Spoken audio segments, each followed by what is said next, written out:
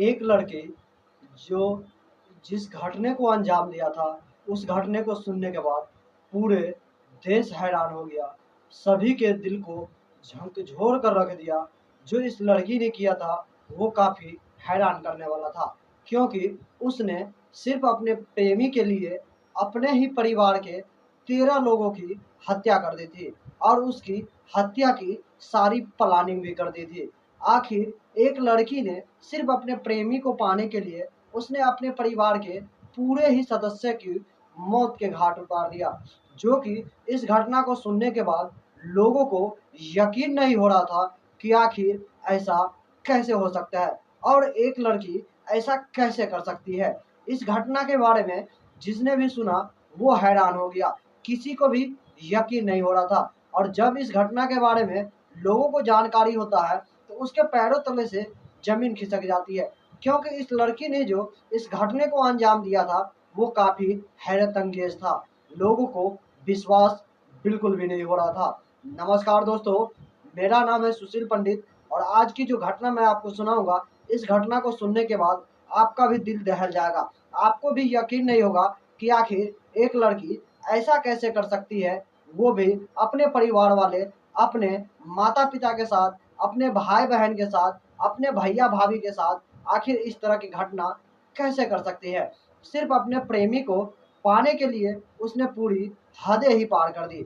चलिए दोस्तों, जानते हैं इस पूरे मामले को कि आखिर ये घटना कहाँ की है और इस घटना में आखिर ऐसा क्या हुआ जिसकी वजह से उस लड़की ने अपने पूरे ही 13 के 13 परिवार की हत्या कर दी। दोस्तों, अगर आपको ये वीडियो पसंद आए तो वीडियो को एक लाइक कर दीजिएगा, चैनल को भी सब्सक्राइब कर लीजिएगा, क्योंकि इस तरह का वीडियोज हमारे इस चैनल पर आपको बराबर देखने को मिलती रहेगी। चलिए दोस्तों, चलते हैं इस कहानी में और जानते हैं इस पूरे मामला को। दोस्तों, यह मामला है हमारे पड़ोसी देश पाकिस्तान का। वहाँ पर एक ज़िला होता है सिंध, उसी ज़िला का एक गांव होता है खैरपुर। उसी गांव की ये घटना है। उस गांव में रात के लगभग 12 से 1 बज रहे थे। अचानक से एक लड़की की रोने की आवाज़ आती है, यानी कि वो ज़ोर-ज़ोर से रो रही थी। उसकी आवाज़ सुनकर जो अगल-बगल के लोग थे, अगल-बगल के जो पड़ोसी थे, कुछ ग्रामीण थे, उनकी आवाज़ों को सुनकर सबकी रातों की नींद उड़ जाती है। लोग अचानक से उठकर खड़े हो जाते हैं और सभी लोग सोचने लगते हैं कि आखिर ऐसा क्या हो गया कि इतनी ज़ोर-ज़ोर से ये लड़कियाँ चिल्ला रही है। लोग इधर-उधर भागने लगते हैं और जो लड़की चिल्ला रही थी, उसके घर से एक-एक करके कुछ लोग बाहर निकल रहे थे और लगातार उल्टियाँ किए जा रहे थे, जिसे देखकर वो लड़की और ज़ोर-ज़ोर से चिल्ला रही थी। और इधर अगल-बगल के जो ग्रामीण थे, जो लोग थे, तुरंत ही उस घर की ओर दौड़ते हैं, जिस घर से उस लड़की की रोने की आवाज़ आती है। जैसे ही ग्रामीण उस घर की ओर दौड़ते हैं और वहाँ पर जो देखता है, उसे देखकर सभी लोग हैरान हो जाता है। उन सभी को ये पता ही नहीं हो रहा था कि आखिर इसके पूरे ही परिवार जो एक-एक करके लगातार उल्टियाँ किए जा रहा था और बेहोश होता जा रहा था। लोगों को समझ में नहीं आ रहा था कि आखिर इसके साथ हुआ क्या है और इसे क्या करना चाहिए। और जो वो लड़की थी, वो लगातार रोए ही जा रही थी। जब लोग इस तरह की हदें देखी थी, उसको समझ में नहीं आ रहा था कि क्या करे।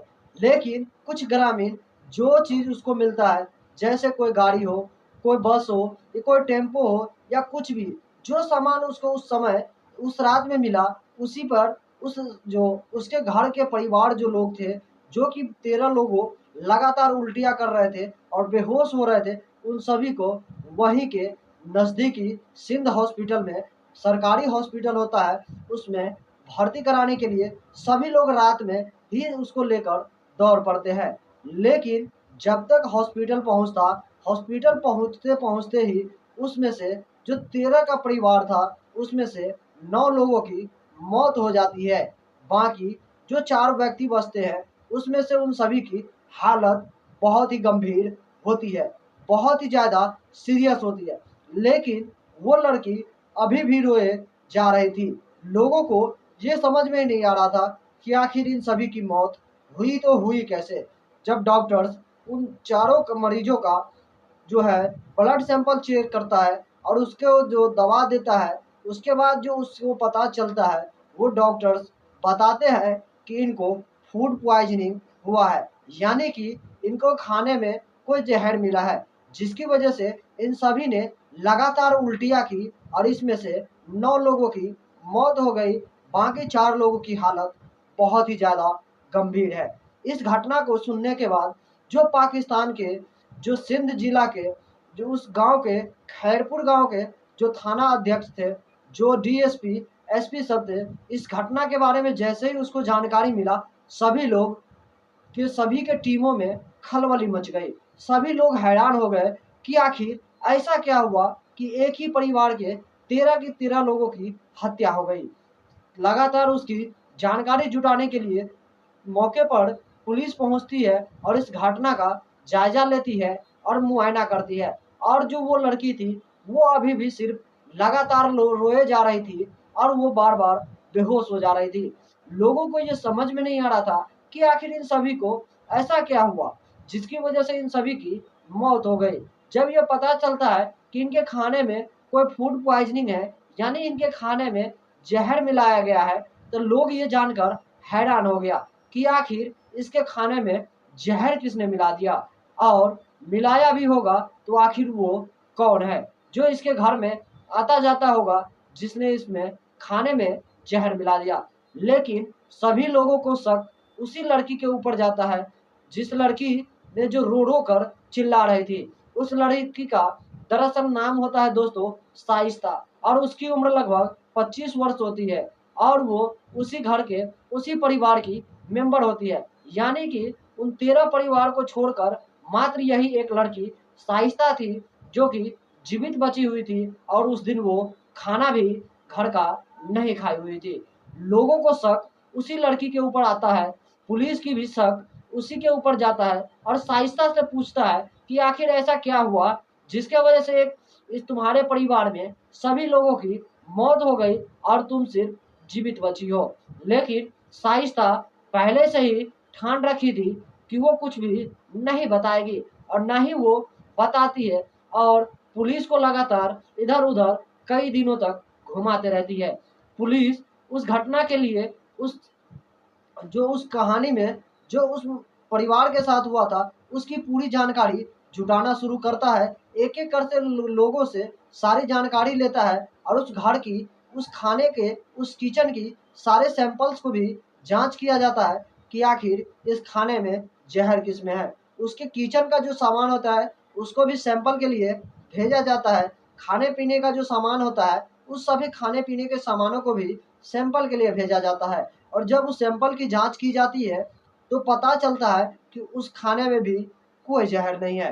अब लोगों को और भी आश्चर्य हो रहा था कि आखिर इसमें जहर नहीं है तो बाकी इन लोगों की हत्या हुई कैसे, और इन लोगों के अंदर जहर पहुंचा कैसे। सवाल अब भी वही था।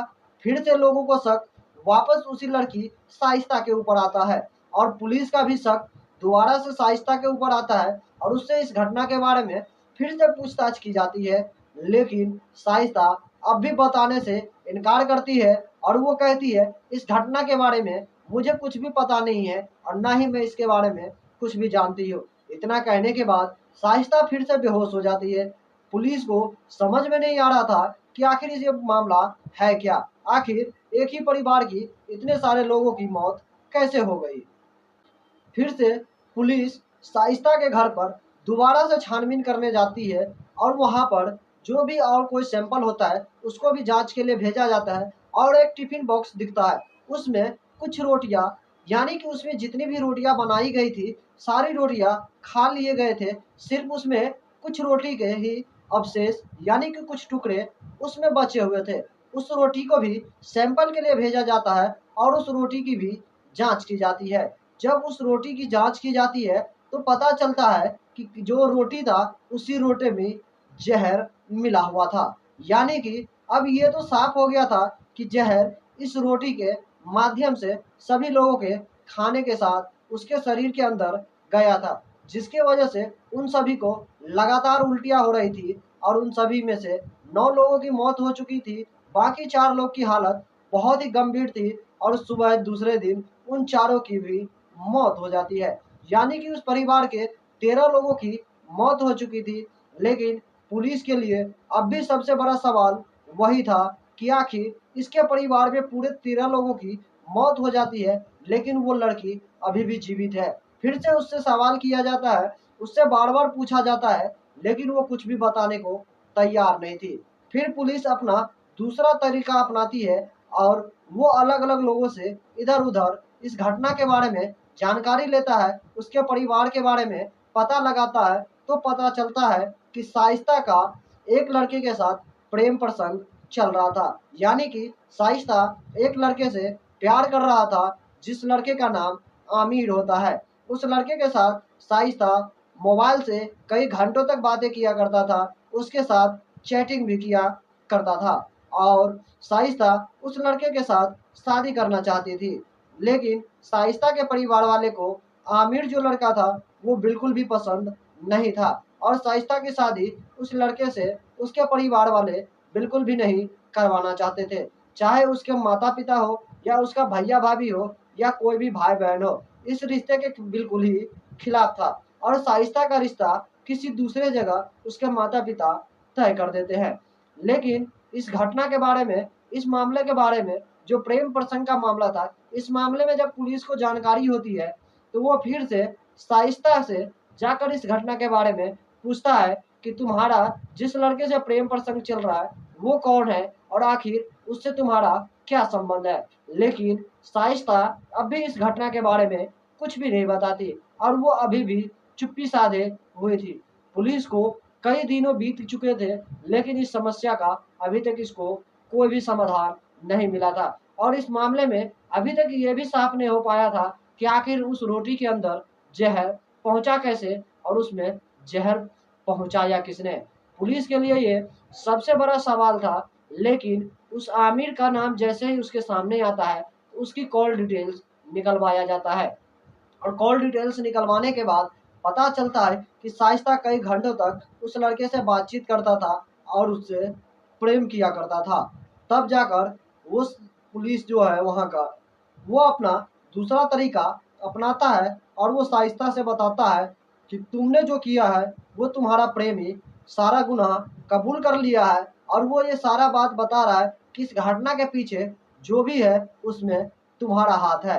इतना जैसे ही कहता है तो शाइस्ता अंदर से टूट जाती है और तब जाकर वो अपना जो हकीकत बात होती है वो बताती है पुलिस को। इस घटना के बारे में बताती है शाइस्ता कि वो आमिर से बहुत ही ज़्यादा प्रेम करती है और वो उससे शादी करना चाहती थी, लेकिन उसके घर परिवार वाले उसके खिलाफ था। इसीलिए वो आमिर से बताती है कि आखिर अब क्या किया जाए। तो आमिर जो था वो अपने प्रेमिका यानी कि शाइस्ता को बताती है कि वो एक ऐसा दवा ला कर देगा जिसे वो अब गेहूं के आटे में मिला देगा। यानी कि रोटी में नहीं, बल्कि वो आटा जो था उसी आटे में मिला देना है। उसके बाद बिल्कुल सब कुछ सही हो जाएगा और उसके पूरे परिवार वाले हमारे शादी के लिए मान जाएंगे। शाइस्ता इस बातों से अनजान थी कि वो जो दवा दिया था वो कोई दवा नहीं बल्कि जहर था और शाइस्ता उस जहर को लेकर उस आटे में मिला देता है। लेकिन शाइस्ता अब भी उस बातों से अनजान थी कि इस डब्बे में जहर था। जैसे ही उस आटे में जहर मिला देता है, लेकिन आमिर जब दिया था ये जहर तब वो शाइस्ता को बता देता है कि इसमें जो ये दवा मिलाओगी तो उस दिन तुम घर में बिल्कुल भी खाना मत खाना और इस घटना के बारे में अगर कुछ भी होता है तो इसके बारे में अगर तुमसे पुलिस किसी भी तरह की कोई जानकारी लेगा तो तुम इसके बारे में बिल्कुल भी मत बताना और इससे पुलिस का तुम्हारे ऊपर कोई भी शक नहीं जाएगा। और शाइस्ता बिल्कुल वैसा ही करती है, उस आटे में जाकर उस दवा को मिला देता है और उस आटे से बनी हुई रोटी पूरे परिवार के सदस्य एक एक करके खाते हैं, जिससे उन सभी को उल्टियाँ होती है और वो सभी तड़पने लगते हैं। जब उस स्थिति को देखता है तो शाइस्ता को ये आसानी से समझ में आ गया कि उसने जो आमिर ने इसको जो दवा दिया था वो कोई जादू टोने का टोटके का दवा नहीं था, बल्कि उसमें कोई पॉइजन मिला हुआ था। शाइस्ता कहती है कि जब इसने मुझे दवा दिया था तो मुझे ऐसा लगा कि इसने कोई जादू या टोटके का एक उपाय बताया है जिससे हमारा परिवार इस घटना के लिए, हमारी शादी के लिए मान जाएगा। लेकिन जब ये रोटियां खाकर हमारे परिवार एक एक करके तड़पने लगे, सभी को उल्टियां होने लगी, तब मुझे समझ में आ गया कि इसमें हो ना हो कोई ऐसी दवा दी गई थी जिससे इन सभी की हालत बहुत ही ज़्यादा खराब हो गई और इनकी हालत बहुत ही ज़्यादा बिगड़ गई। इसीलिए मैं ज़ोर-ज़ोर से चिल्लाने लगी और लोग हमारे यहाँ पे इकट्ठा हो गए ताकि इन सभी को हॉस्पिटल पहुँचाया जा सके। लेकिन तब तक काफ़ी देर हो चुकी थी।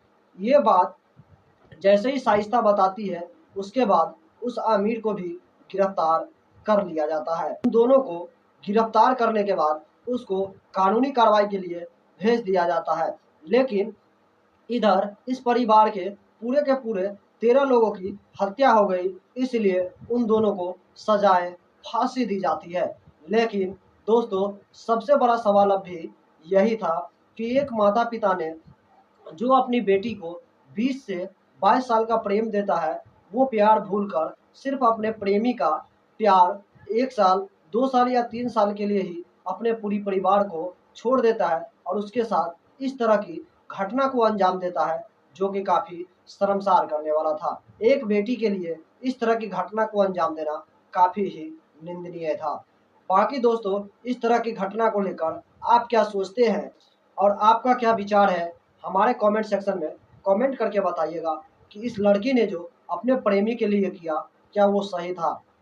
उस लड़की ने अपने पूरे परिवार की 13 के 13 सदस्यों की हत्या कर दी, क्या ये सही था? या एक माँ-बाप ने जो अपनी बेटी की खुशी नहीं देखी, उसके शादी के खिलाफ था, क्या ये सही था? आप लोग हमारे कमेंट सेक्शन में कमेंट करके ज़रूर बताइएगा। बाकी दोस्तों, आज के इस वीडियो से मैं विदा लूँगा और फिर मैं मिलूँगा आपसे अगला एक नई एपिसोड में, एक नई कहानी के साथ। तब तक के लिए जय हिंद, जय भारत, सतर्क रहिए, सावधान रहिए।